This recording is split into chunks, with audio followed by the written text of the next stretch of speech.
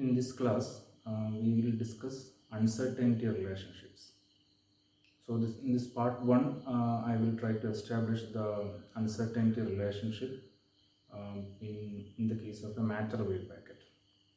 So, let us start with, before going to matter wave packet, let us start with the uncertainty relationships of classical waves.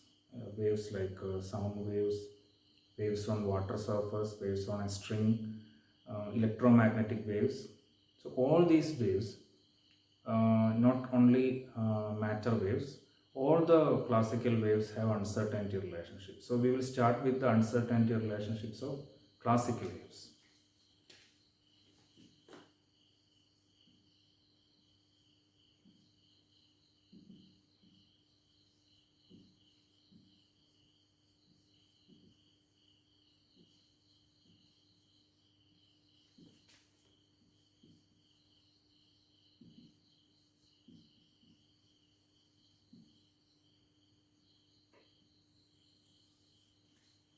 So let us keep in mind that any wave, any classical wave, any wave that we encounter in nature have these uncertainty relationships. So what are they?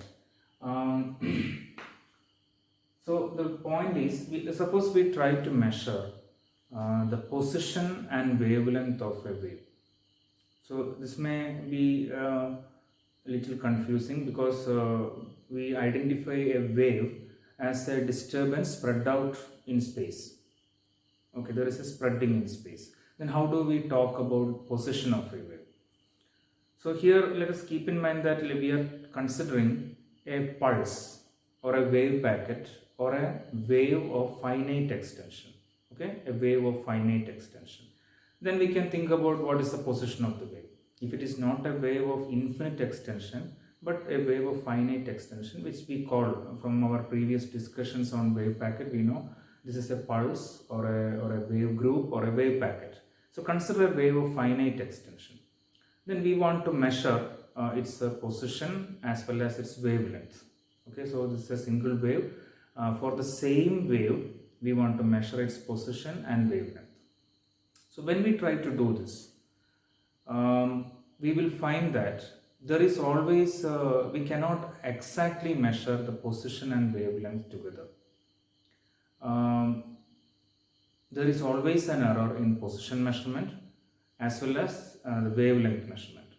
And the relationship between the error in position measurement and the error in wavelength measurement is called an uncertainty relationship.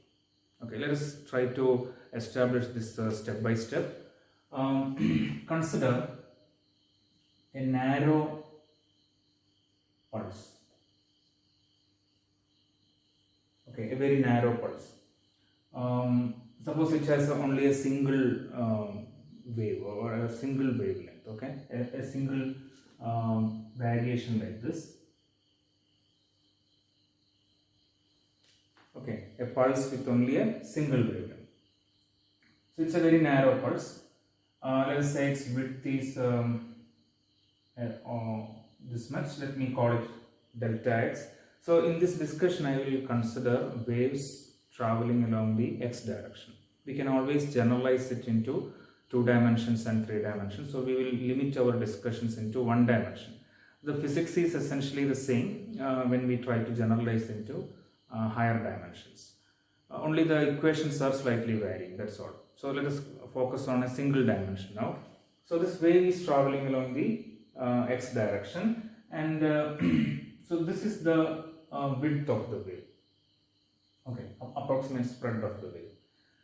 So when we try to measure the position of the wave, what is the error in position measurement? We can say the error in position measurement is of the order of the width of the wave, and this wave contains only one wavelength. So I can say that the error in position measurement is of the order of the wavelength of this wave. Okay, we can see that the error in position measurement is actually very small. Okay, because there is only, it's a very narrow wave. Okay, a narrow pulse. So the position can be measured within this much small accuracy. I mean, it's a small error. Okay, we can measure it with high accuracy. That means this much small error. So the error is of the order of lambda. So we have tried to measure the position within this much error, or with a high accuracy. Then let us try to measure the wavelength also. Okay, so what is the error in wavelength measurement? Now we see that there is a large error in wavelength measurement because this wave contains barely a single wavelength. Okay, so when we try to measure its wavelength,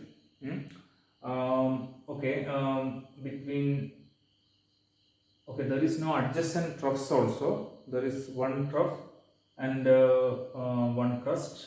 So the measurement from here to here, okay, it will be since there is only one wavelength, we have to live with that much error. Okay, so the error in wavelength measurement is also of the order of the wavelength of this wave. It's a very high, large error. Accuracy is very small because we don't have a chance to measure the crust to crust or trough to trough distances for different wavelengths and different pulses or a large number of cycles and take the average. We don't have that chance. Okay, so the error in wavelength measurement is large. Error in position measurement is small. Okay, so let's take the product. So delta x into delta lambda is of the order of lambda square. We get such a relationship. So we can see that here it's a narrow pulse. Error in position measurement is small. Error in wavelength measurement is large, but both are of the order of lambda, and the product is lambda square. Now let us consider a wide pulse. Okay.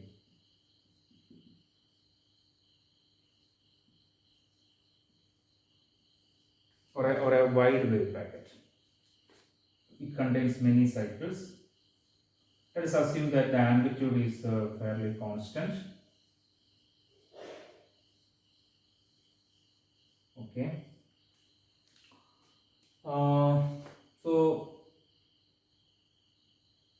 So there are 8 pulses. Okay, or let's say 8 cycles. This pulse is a wide pulse with 8 cycles.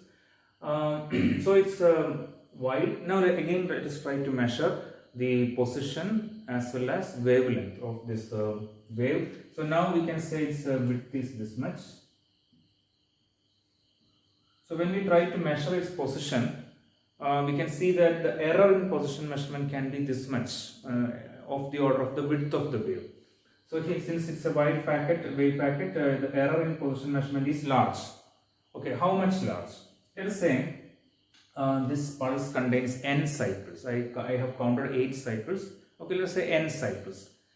So error in position measurement is n times lambda, right?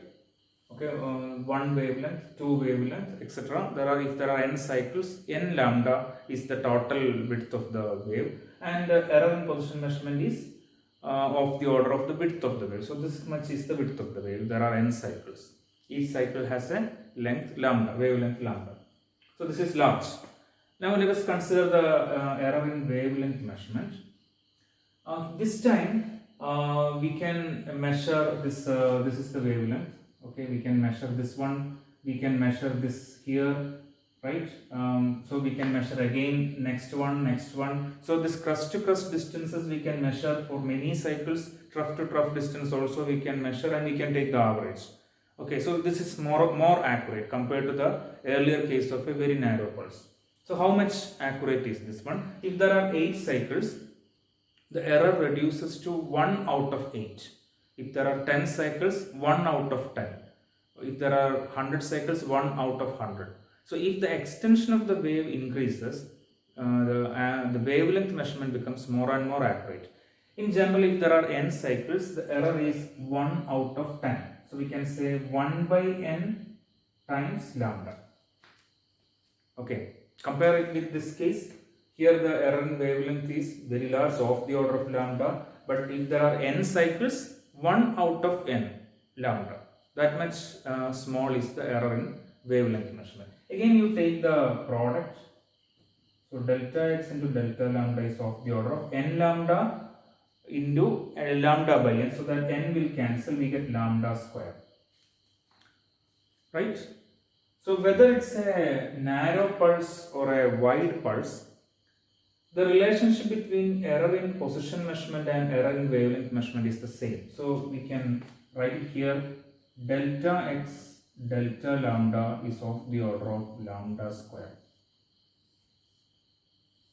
Now this is an uncertainty relationship applicable for any wave of finite extension. We can call it position wavelength uncertainty relation.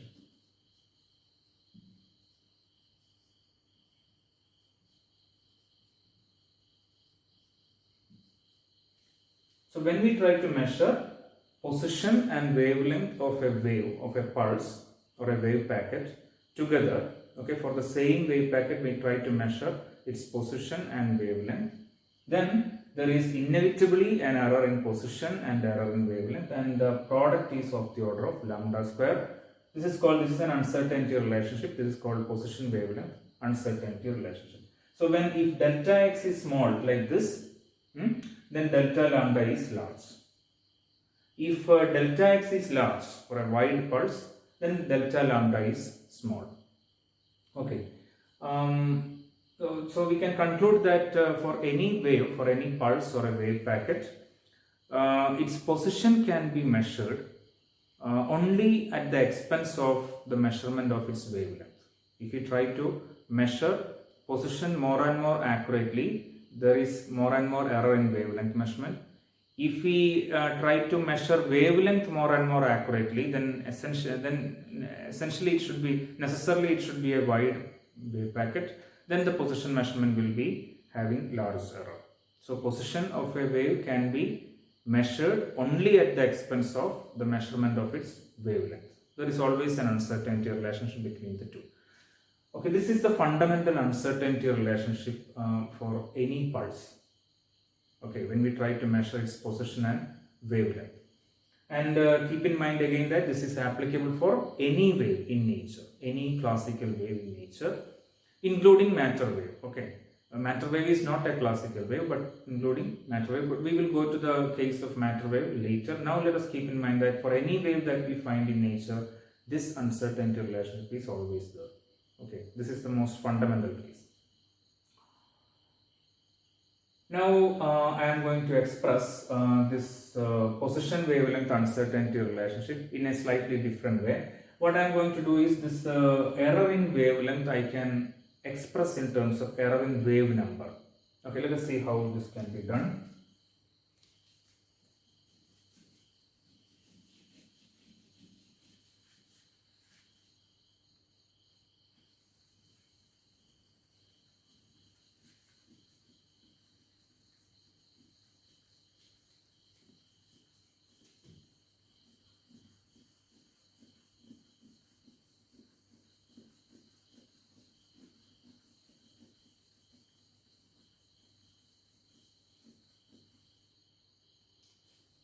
Okay, so we have a position wavelength uncertainty relationship is this.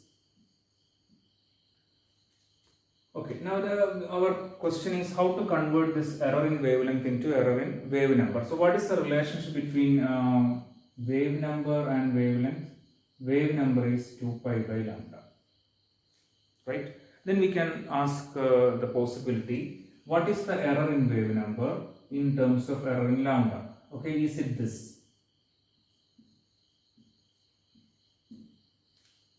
If k is 2 pi by lambda, can we say that delta k is 2 pi by delta lambda? This is not correct.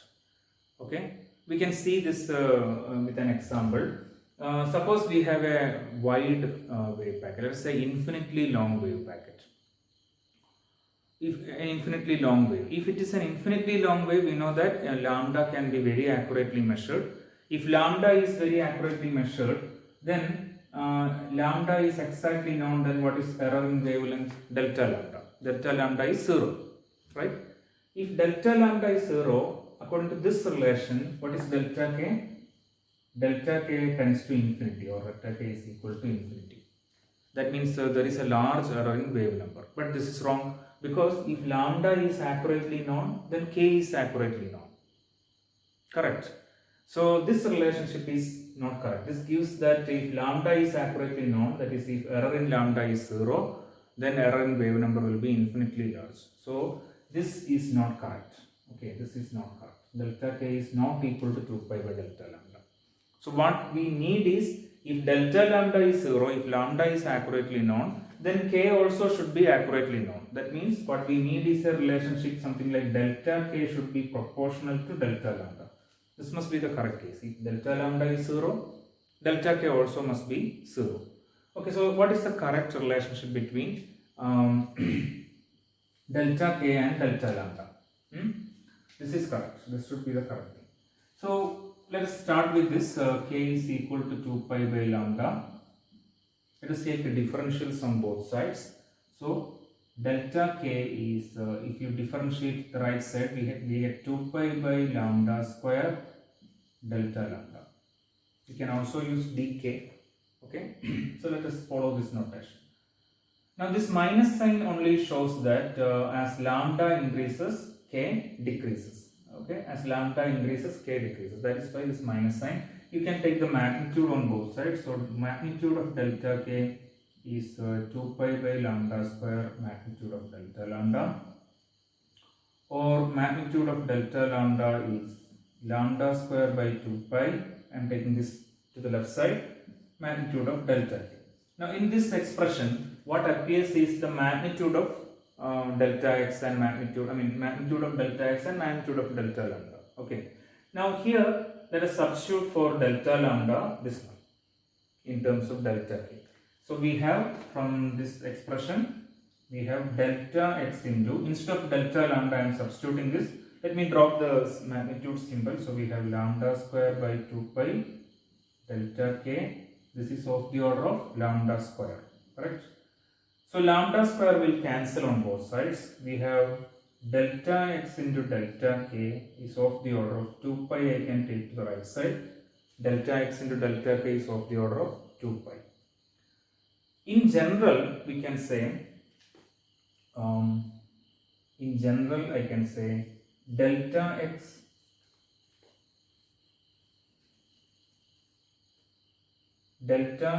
into delta k is of the order of 1.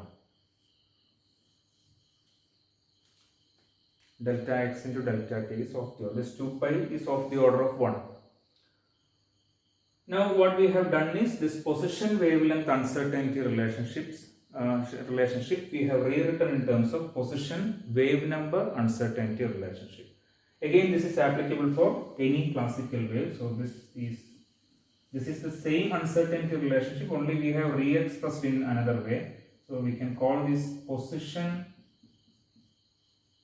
wave number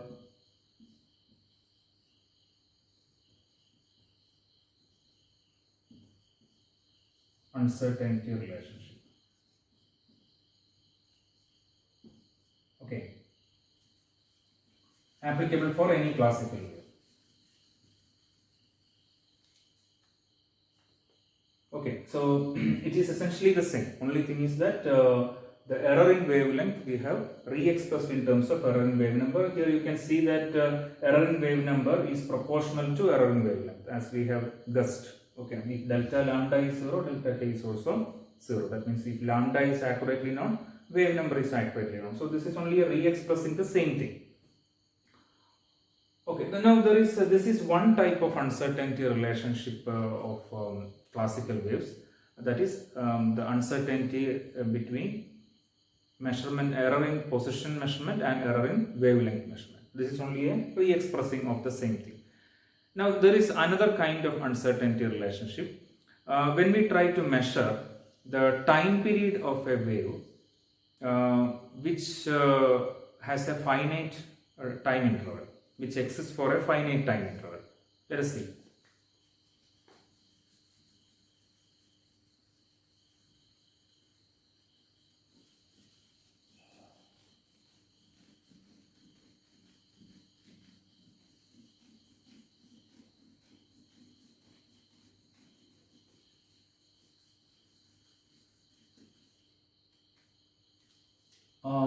This time, let us say I am plotting a wave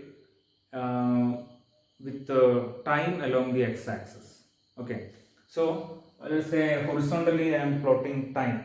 Okay, we are looking at waves in time. Then say there is a, again let us consider a pulse like this. That means here the x-axis is time. That means a wave exists for a very small interval of time. Okay, understand it in such a way. So so let us say I am using tau, that's the symbol tau for the time interval for which a wave exists. Okay.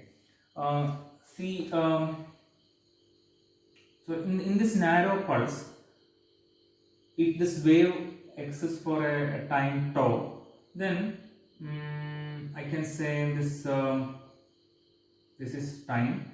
This tau is of the order of, since there is only a one cycle here, the time interval for which the wave exists is of the order of the time period of the wave. Okay, what is the time period? The time for one cycle to complete. This wave, this narrow pulse consists of only one cycle. So the time interval for which the wave exists in this x-axis, we are plotting time. The time interval for which the wave exists is of the order of one time period. Now let me measure the time period of the wave. What will be the error in the time period? Since there is only one time period that we can measure, error in the time period is also of the order of time period of the wave. So if I take this product, error in time period, error in the measurement of time period, and the time interval of the wave, this product is of the order of square of the time period.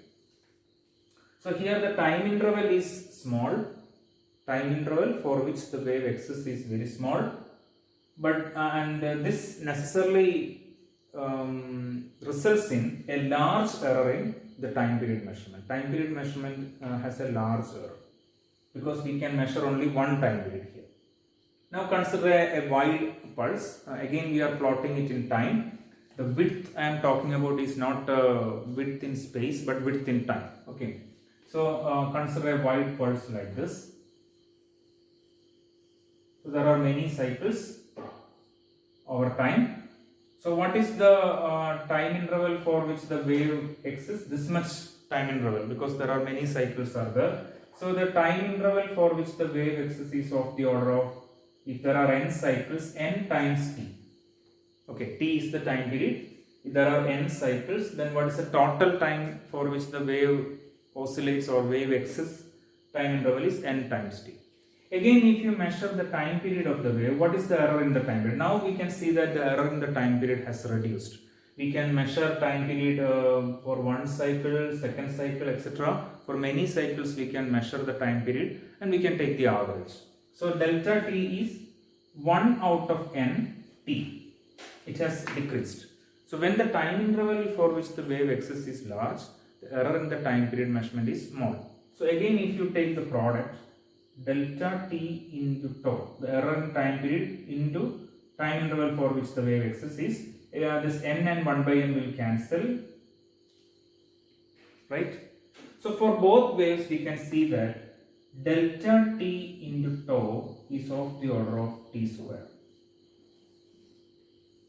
right? This we can call period time uncertainty relation.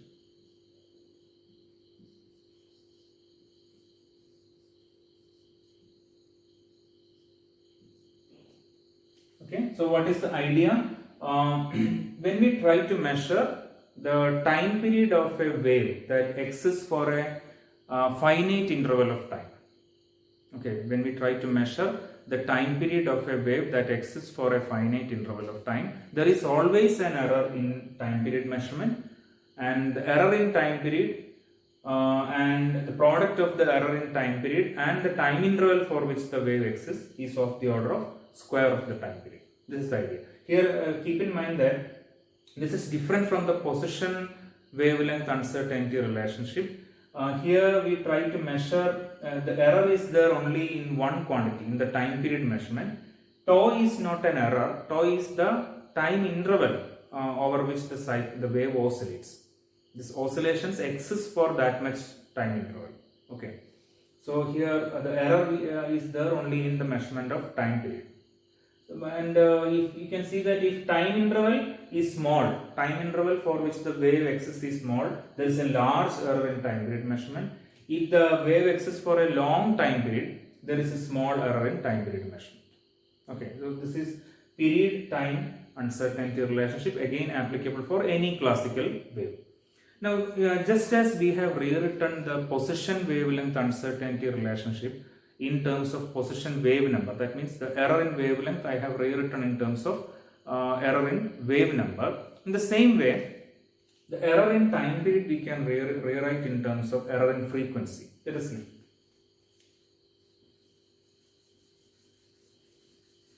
What is the relationship between frequency and time period of a wave? Let us take angular frequency, which is more convenient. This angular frequency of the wave is 2 pi by t. Now we know that delta omega is not equal to 2 pi by delta t. What is the correct relation? Taking the differentials on both sides, delta omega is minus 2 pi by t square delta t. Okay, we can take the magnitude. So if you take the magnitude of delta omega is 2 pi by t square magnitude of delta t, or magnitude of delta t is t square by 2 pi times magnitude of delta omega. In this expression, delta t is the magnitude of delta t. So we can substitute for delta t from here.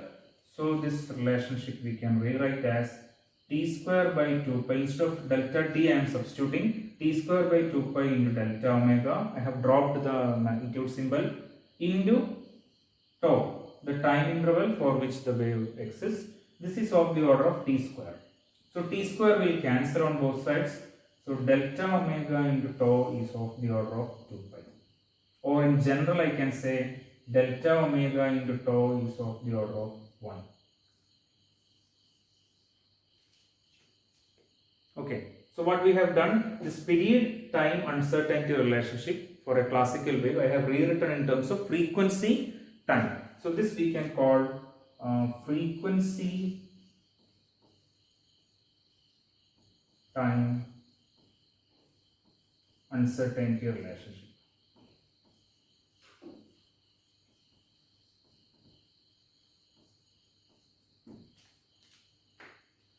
Okay. So the same time period time uncertainty relation we have simply re-expressed. So let us combine, let us consolidate the different uncertainty relationships we have identified for classical wave. Okay. One class, there are two classes now we have seen. When we try to measure the position and wavelength together, we get this position wavelength uncertainty relationship. Okay, so our aim was to measure the position of the wave at the same time, together with the wavelength, right, position and wavelength together for the same wave. So we have seen that the position can be measured only at the expense of the wavelength. If the error in position measurement is small, error in wavelength measurement will be large for a narrow pulse. For a wide pulse, the error in position measurement will be large, but error in wavelength measurement will be small. And this is the uncertainty relationship. And this we can rewrite in terms of wave number, error in wave number. And in general, this is like this. So this is one class. We can say position wavelength uncertainty relationship, equivalently position wave number uncertainty relationship. And another class is that we have discussed now when we try to measure the error and the time period of a wave that exists for a finite time interval. If the wave exists for a very small time interval, a very small duration, the error in time period measurement will be large naturally. If it exists for a large duration, then the error in time period measurement will be small. And the time period, time interval or period time uncertainty relationship is of like this.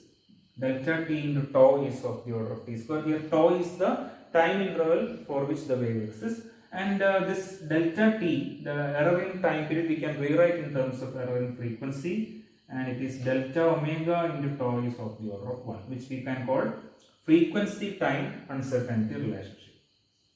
So this is the second class. And these two classes of uncertainty relationships are applicable for any classical wave. Now we are going to move over to matter wave packet. So far we have been talking about uncertainty relationships applicable for any wave.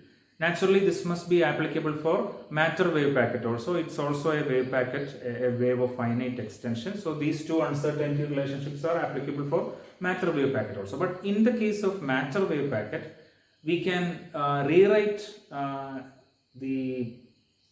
in the case of a matter wave packet, it has dual nature. It has both wave nature and particle nature. So the properties of its wave, this matter wave, we can re-express in terms of properties of the particle. Okay, so this uncertainty relationship is applicable for any wave. In the case of matter wave packet, we can express it in terms of some of the quantities, physical quantities of the particle, corresponding particle.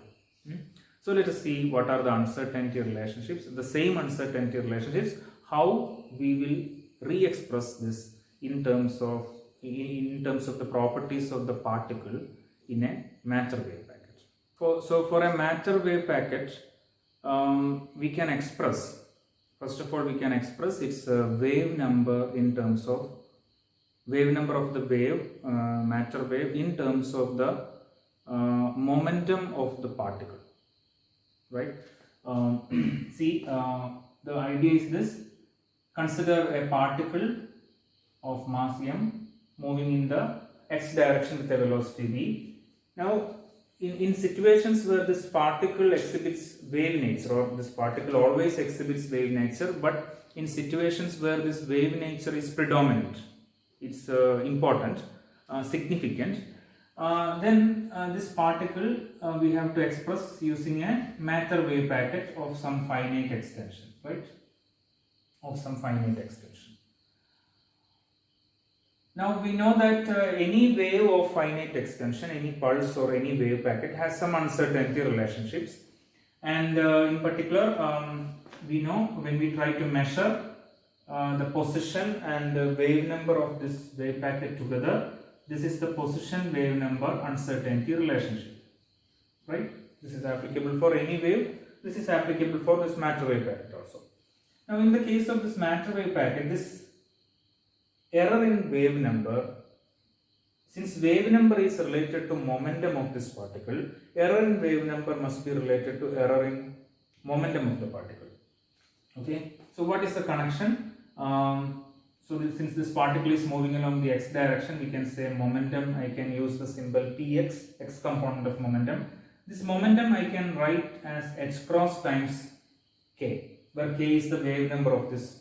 Px is the momentum of this particle and k is the corresponding wave number, the wave number of the corresponding matter wave. Okay, then what is the error in momentum? H cross times error in wave number. That means error in wave number I can write as error in momentum by h cross. Let us substitute that here. So this expression becomes delta x, instead of delta k I can write delta px by h cross. This is of the order of 1.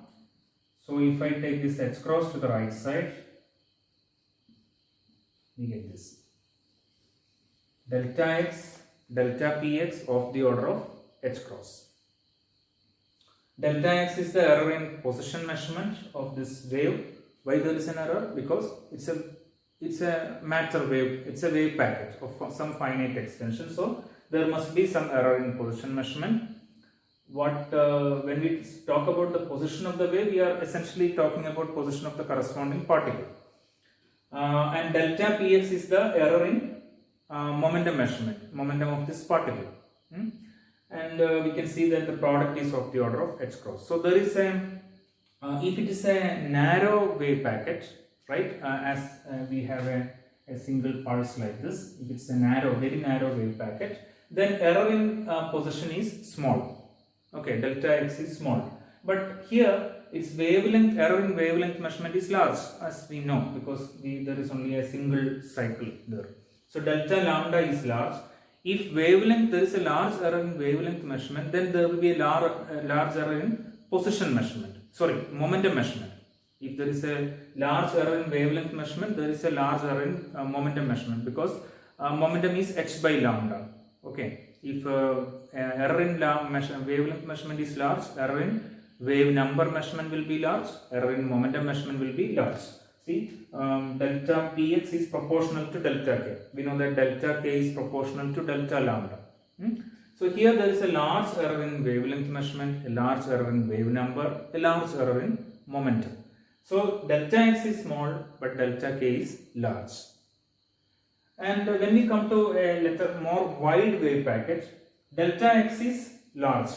Okay, but since it's a wide wave packet, we can measure lambda at different points and we can take the average. So error in lambda is small, that means error in momentum is small. That means if delta x is small, delta px will be large.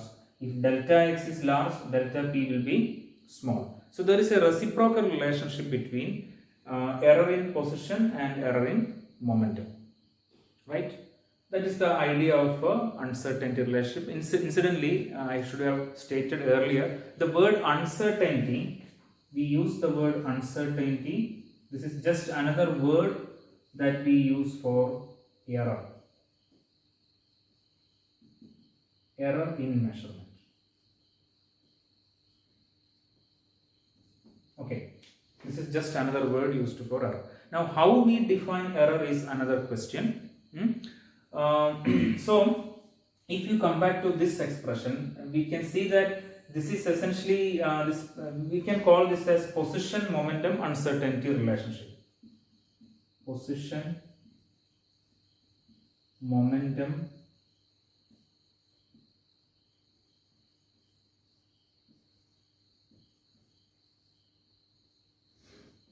uncertainty relationship. Here this position wave number uncertainty relationship, this is applicable for any wave, whereas this is applicable, position momentum uncertainty relationship is applicable only for matter wave, because only for matter wave can you express the momentum of the particle in terms of wave number. You can connect the wave number to momentum of a particle only in the case of a matter wave.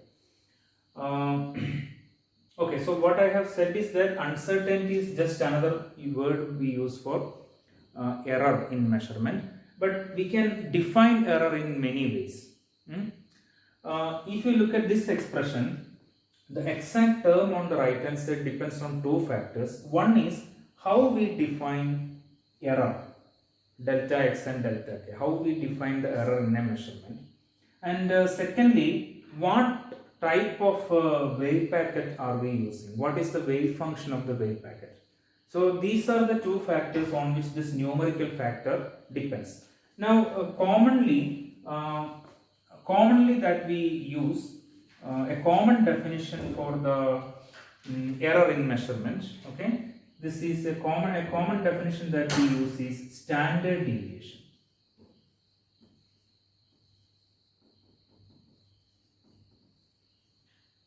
And this is not the only way to define error in a measurement, but this is a very commonly used way of defining error in a data set. If you have a set of values for let us say position and momentum, suppose we take some 10 measurements of position, we have a 10 data set of 10 values, then we can define we can find the standard deviation of we can find the mean value, we can find the standard deviation of this data set, and this standard deviation can be defined as the spread in the values from the mean value. Standard deviation is essentially the spread in individual values from the mean value, and this can be defined as the error in the measurement or the uncertainty in the measurement. This is a very common way of defining error or uncertainty in a measurement. So this is taken as standard deviation. So if we define delta x and delta px as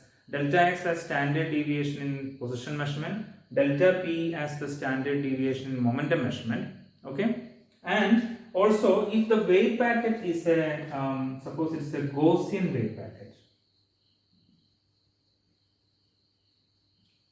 Right now I am not going to define it and I am not going to do any calculations, but this we will discuss later. Gaussian wave packet we have to discuss in detail later in wave mechanics. If it's a Gaussian, our wave where the pulse or the wave packet is a Gaussian wave packet, then this numerical factor we can show that delta x into delta k is equal to exactly equal to half. That means, so I told you that this numerical factor depends on the definition of error, how we define error, and what type of wave packet we are using. So if the error is defined as standard deviation and if the wave packet is a Gaussian wave packet, then the numerical factor is exactly half. For all other wave packets, delta x into delta k is greater than half. Okay, so in general I can say delta x into delta k is greater than or equal to half. Okay, so this is for Gaussian wave packet. Okay, this is for other wave packets. And so we combine Gaussian wave packet and other wave packets together. We can say that delta x into delta k is greater than or equal to half. So if you rewrite this, re-express this relation, this position wave number uncertainty relation applicable for any wave into the case of matter wave, what happens to this relation? Delta k will become simply delta px by h cross. If you take h cross to the right side, what you get is, so the general expression will be delta x into delta px is greater than or equal to h cross by 2 from here. Delta k will become delta p by h cross. H cross, if you take to the right side, you will get this. Okay, so this is the most general form of the position momentum uncertainty relationship. This is called Heisenberg's uncertainty relationship.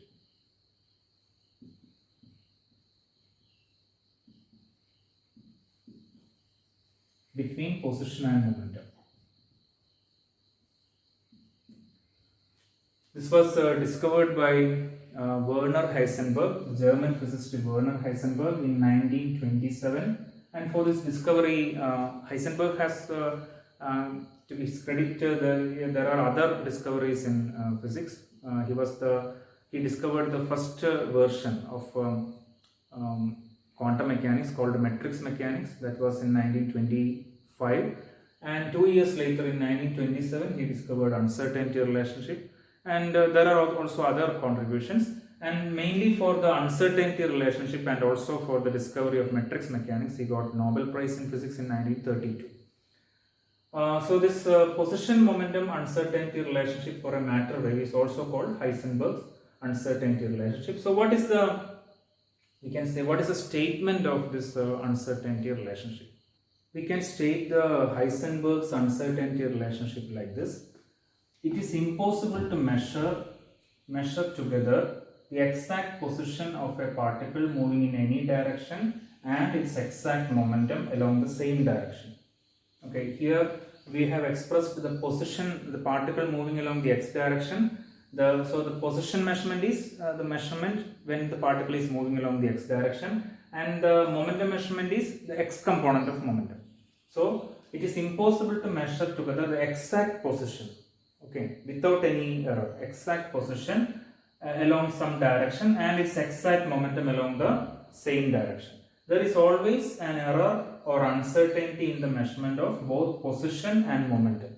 Okay, in the measurement of both position and momentum, there will be error. And the product of the two uncertainties or two errors can never be smaller than h cross by 2. In other words, the product will always be greater than or equal to h cross by 2. It can never be smaller than h cross by 2. We have seen that this product will be minimum in the case of Gaussian wave packet. In general, it will always be greater than or equal to h cross by 2. So this is the statement of the uncertainty relationship. I have something more. I will be coming back to this statement, and I will discuss something more about this statement. Uh, See, there are some confusions in this statement. One thing is, what is the meaning of this together? Okay, in many textbooks at the undergraduate level, um, in the statement of the uncertainty principle, a word simultaneous is used. Okay, I have used together to avoid this simultaneous, but still, even this word has some pitfall. So then the textbooks, many textbooks use simultaneous, and they also use in the same breath. They also use at the same time. Okay. And that means there is the statement is that we have to measure position and momentum. It's impossible to measure exact position and exact momentum simultaneously or at the same time. Actually, this is not correct. Okay. What we mean by together is not at the same time or simultaneous. In many quantum mechanics, quantum mechanics textbooks, we can see the word simultaneous, but the meaning of the word simultaneous, or what I mean when I use the word together, is only that we are trying to measure position and momentum of a system. It can be a particle, it can be any system. We are trying to measure the position and momentum of a system when the system is in the same state. Okay, when the system is in the same state. So simultaneous, the word simultaneous or together only means that we are trying to take measurements in a common state. That's all. Common state. That's the meaning of simultaneous or together. And another confusion will be regarding measurement, how we measure. Okay, in a quantum system, measurement always involves measurement in an ensemble, which means measurement in a collection of systems, a collection of identical systems. Okay. I am not going into the details now. When I discuss the next unit, wave mechanics, I will come back to this idea of measurement in a quantum system. Okay, at that time we will have more comments on the statement of the uncertainty principle. So for the time being, let us keep in mind that here position and momentum need not be measured at the same time or simultaneously. What we mean is they have to be measured when the system is in the same state. Okay. Okay, so let us once again go through the statement. It is impossible to measure together, which means measure when the system is in the same state, the exact position of a particle moving in any direction and its exact momentum along the same direction. There is always an error in both quantities, and the product of these errors can never be smaller than h cross by 2.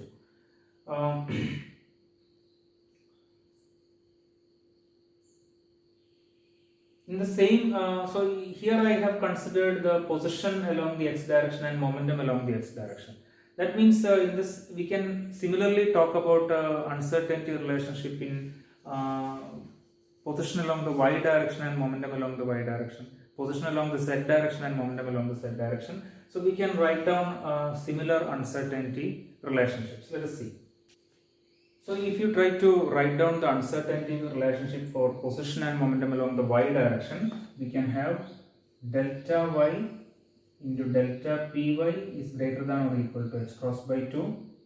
Okay, we are trying when we measure position along the y direction and momentum along the y direction.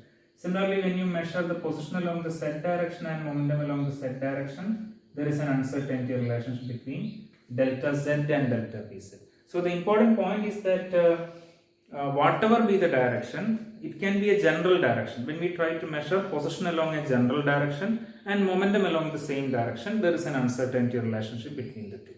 Okay, in general, maybe I can write something like delta, let's say some delta s, position along some general direction, and momentum along that direction, then this is greater than or equal to h cross by 2. Okay. Here what we have done is we have this general state direction or general momentum we have written in terms of components, that's all. Okay. If you talk about these components, so there is an uncertainty relationship between, if you take components like x, px, between y and py, between z and pz, between position along the x direction and momentum along the x direction, there is an uncertainty relationship. Between position and momentum along the y direction, there is an uncertainty relationship. Position and momentum along the z direction, there is an uncertainty relationship. Now this type of quantities are together called canonically conjugate variables. Okay, these type of quantities are called canonically conjugate variables. So this Heisenberg's uncertainty relationship actually is an example of a general class of uncertainty relationship between canonically conjugate variables. Position and linear momentum need not be the only pair of canonically conjugate variables. Another example is azimuthal angle. Okay, in spherical polar coordinates, there is azimuthal angle measured around the z axis and angular momentum component along the z axis. Okay, this angle is measured around the z axis. If we remember,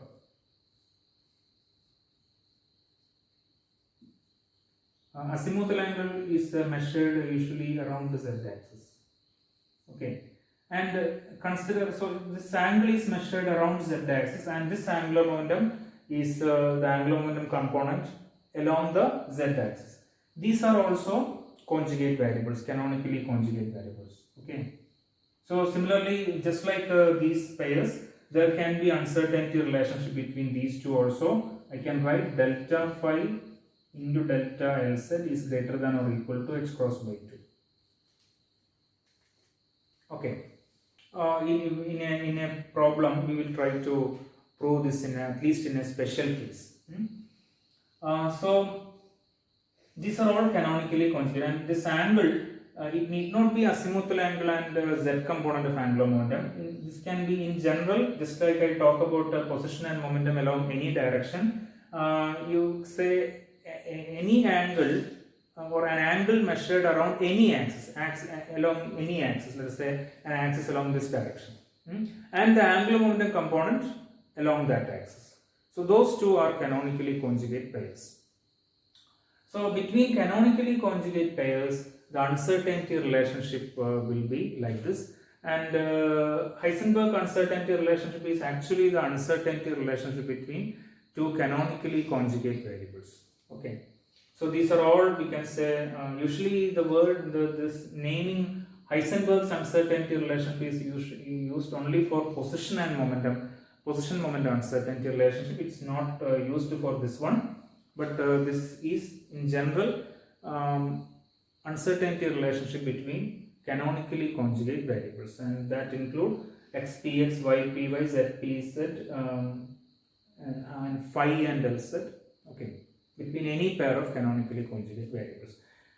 This is not the only type of uncertainty relationship. I will just write down two other uncertainty relationships just to show that uncertainty relationship need not exist only between canonically conjugate variables. Let us say consider this angular momentum. I have mentioned the angular momentum, z component of angular momentum. If you take x and y component of angular momentum, there can be uncertainty relationship between Lx and Ly. Okay, or there is delta Lx is the error in the measurement of Lx, x component of L angular momentum, and this is the error in measurement of y component of angular momentum, and this is greater than or equal to h cross by 2 average value of Lz. Okay, so we can see that this is not Lx and Ly are not canonically conjugate variables, and this is different from this. There is another one more quantity, average. This symbol is for average value. Okay, so this is average value of Xz. So this is different. And we will see one more when we discuss a problem. We will see one more. I will write one more, show one more example where the uncertainty relationship is not there between canonically conjugate variables. So there are other uncertainty relationships also. There is in general we can write down a general uncertainty relationship. I am not going to that statement. Okay, so understand that uncertainty relationship is very general. There can be uncertainty relationship between many pairs of variables. Heisenberg uncertainty relationship is a special class of uncertainty relationship between this type of canonically conjugate variables. And let us if you come back to position momentum uncertainty relationships, now we see that there is uncertainty relationship between x px, y py and z pz. Okay, but if you consider other pairs like x and py, okay, or x and pz, then what else? Y and px, y pz, then two more, zpx and zpy. Okay, these are not canonically conjugate values. That means there is no uncertainty relationship between these pairs of values. There is no uncertainty relationship.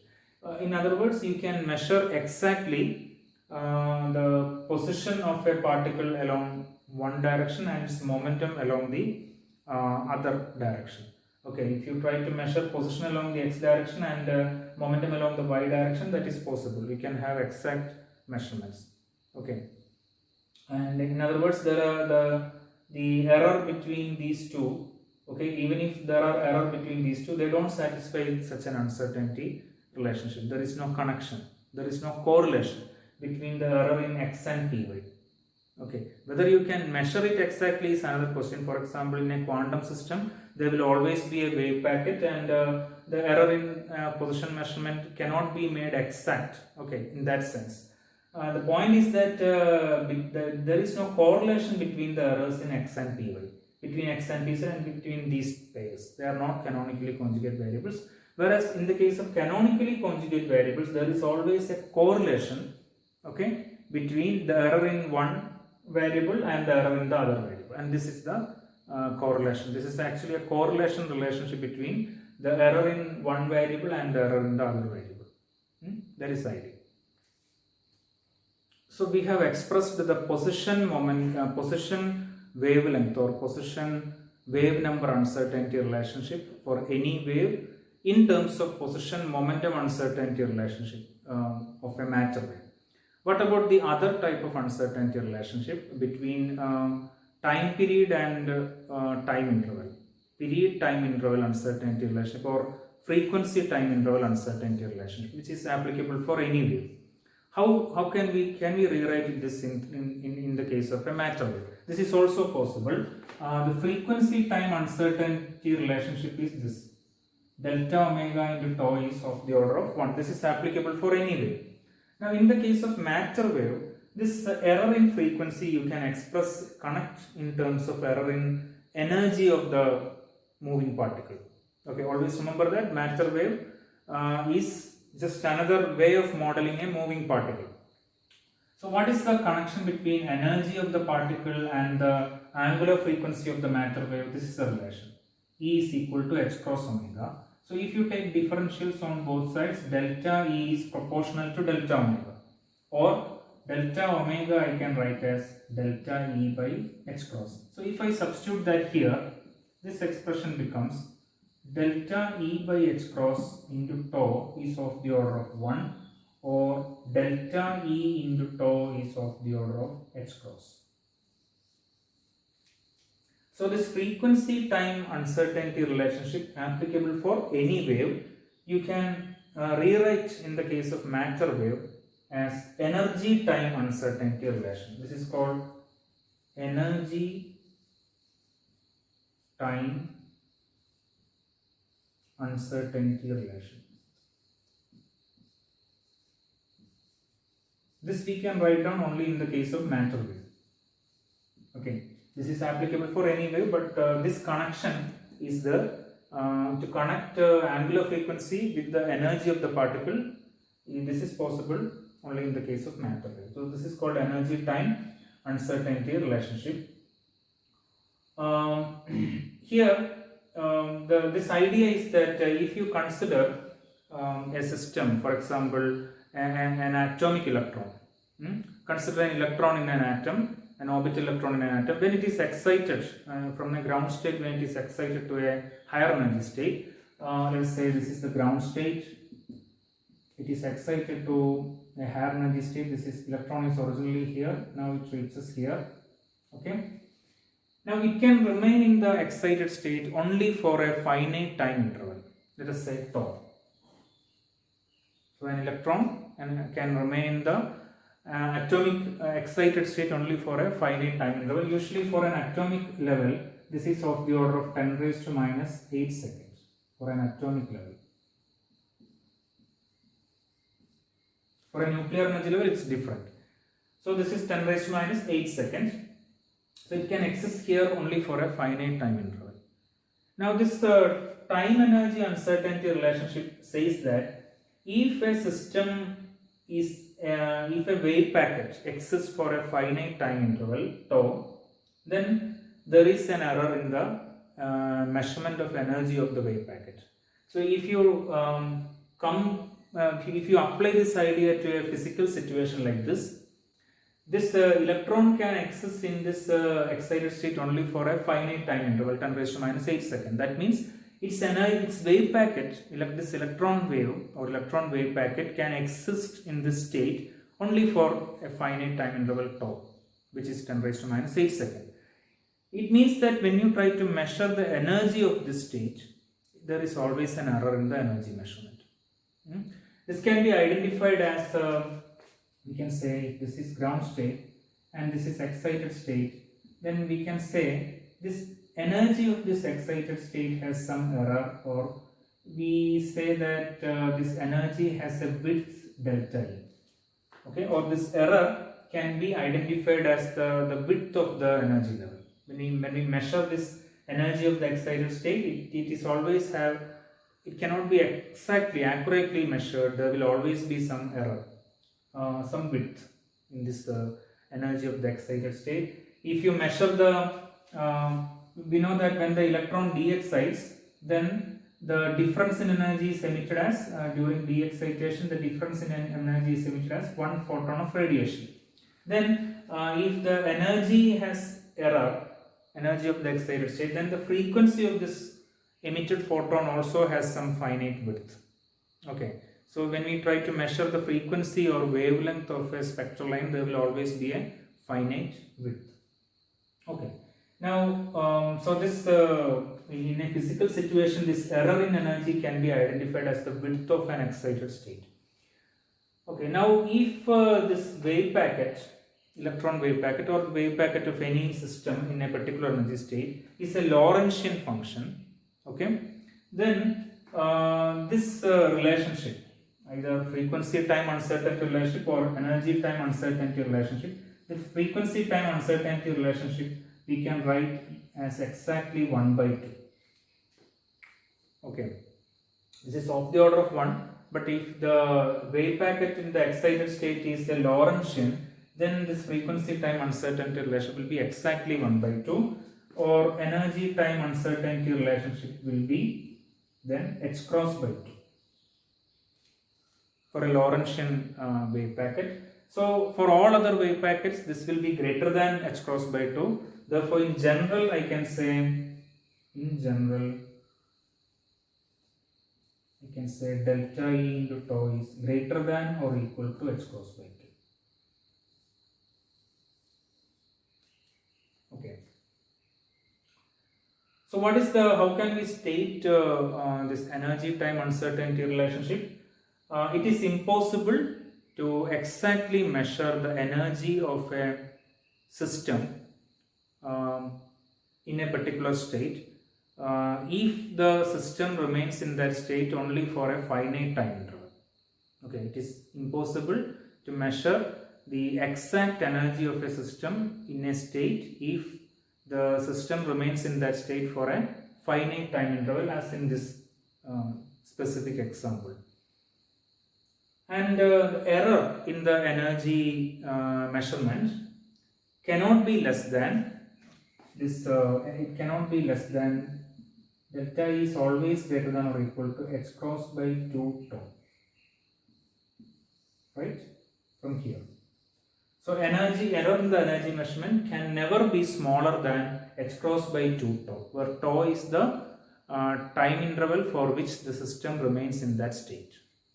Okay, this is the idea of energy time uncertainty relationship. I repeat, if a system exists in a particular energy state for a finite time interval tau, then there is always an error in the energy measurement. The energy of that state cannot be exactly measured. There is always an error in the energy measurement, and this error in the energy measurement can never be smaller than h cross by 2 tau. So if a system remains in a state for a long time, if tau is large, then error in the energy measurement will be small. For example, the ground state. Left to itself, the electron can remain in the ground state for infinite time interval. So tau tends to infinity for a ground state. Then the error in the energy measurement tends to 0. That means the ground state energy you can exactly measure. Delta E, tau is infinity, so delta E is 0. But for all the excited states, tau is finite, then delta E will be finite. For an atomic state, it is tau is 10 raised to minus 8 seconds. So we have some finite value of error in the energy or the width of the atomic state. For a nuclear state, tau is very small, of the order of 10 raised to minus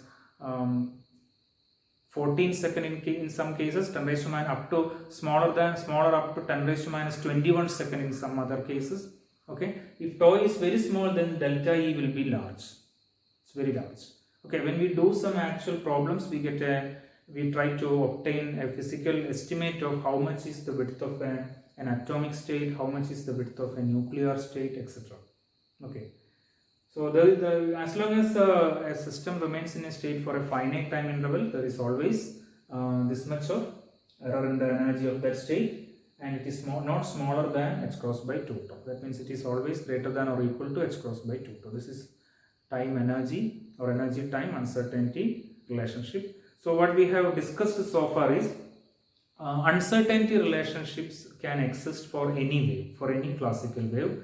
In particular, there are two classes of uncertainty relationships: position wavelength uncertainty relationship and period time uncertainty relationship. This position wavelength uncertainty relationship we can also express in terms of position and wave number. Okay, period time uncertainty relation we can express in terms of frequency and time. Okay, frequency time uncertainty relation. This is applicable for these two classes of uncertainty relationships hold for any classical wave. Now, when we come to matter wave packet, we can re-express these two classes of uncertainty relationships in terms of properties of the particle. Okay, position wave number uncertainty relationship we can express in terms of position momentum uncertainty relationship, which we call Heisenberg's uncertainty relationship.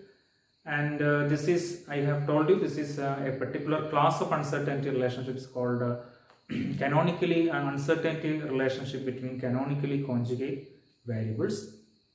And coming to the next case, the frequency time uncertainty relationship we can express in terms of energy and time uncertainty relationship. These two, position momentum uncertainty relationship and energy time uncertainty relationship, are applicable only for matter wave.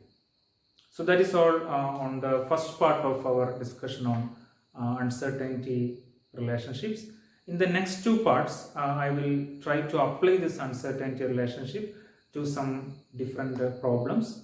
Okay, and let us see how we can get some idea about a physical system from the uncertainty relationship. That's all.